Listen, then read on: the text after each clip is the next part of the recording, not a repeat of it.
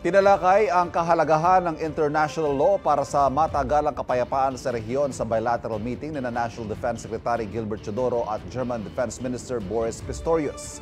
Kaugnay ito sa mga isyong hinaharap sa Indo-Pacific at Eastern Europe region.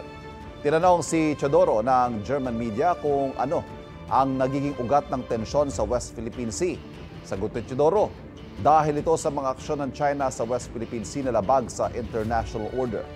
Hindi rin daw nanguudyok ang Pilipinas sa China, ngunit tungkulin daw nitong ipagtanggol ang teritoryo.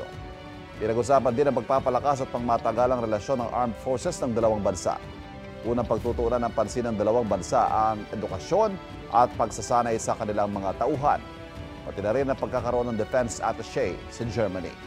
Umaasa si Chodoro na lalahok ang mga barko ng Germany na bibisita sa bansa sa mga susunod na buwan sa mga maritime activity. Sa unang pagkakataon naman, nagsagawa ng bilateral maritime cooperative activity sa West Philippine Sea ang Pilipinas at Japan.